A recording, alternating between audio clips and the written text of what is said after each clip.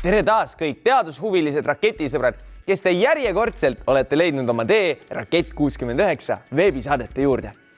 Täna vaatame, kuidas jõuda välja labürindist kaugjuhitava autoga, kui pult on võetud mitmeks erinevaks tükiks ja antud erinevate inimeste kätte. Siinkohal on kõige olulisem suhtlus, sest mitte ükski võistleja ei tea, mis nende roll selles ülesandes on. Auto juhtimine on jaotatud 5 rolli vahele. Ühel pool istub kapten ning tema vastas istub 4 võistkonna liiget.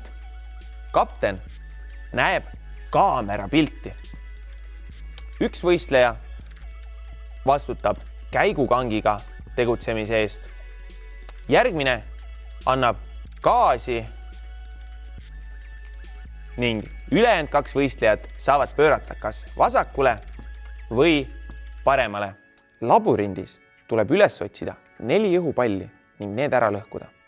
Pärast õhupallide lõhkumist tuleb jõuda ka labürindist välja. Ning sellele ülesandele ongi võimalik läheneda 2 moodi. Üks variant on tuvastada, kelle roll on mis. Ehk kes pöörab paremale, kes annab gaasi. Teisalt võime aga jätta selle kõik selja taha ning eeldada, et kõigi roolid käituvad sarnaselt.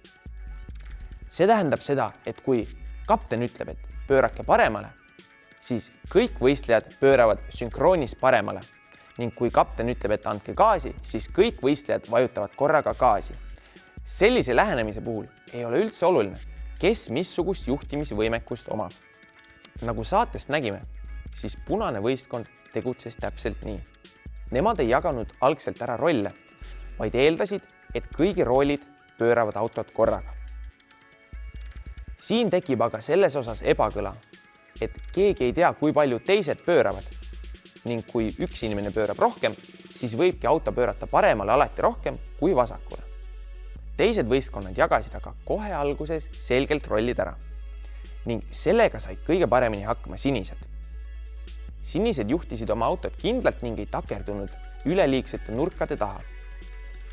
Nurkade taha takerdumise juures on oluline mõista, et tegelikult on kõik autod manööverdatavad palju paremini tagumine ots ees. Taaskord ei olnud siin ülesandes võistlejatel võimalik näha auto tagumist otsa, kuid sellegi poolest oli olukordi, kus kitsast olukorrast õnnestus end välja tagurdada. Kui ka teie tahaksite järgi proovida, kuidas on seesugust ülesannet lahendada, siis minge otsige üles RC Snail ning proovige ka ise oma võistkonnaga järgi.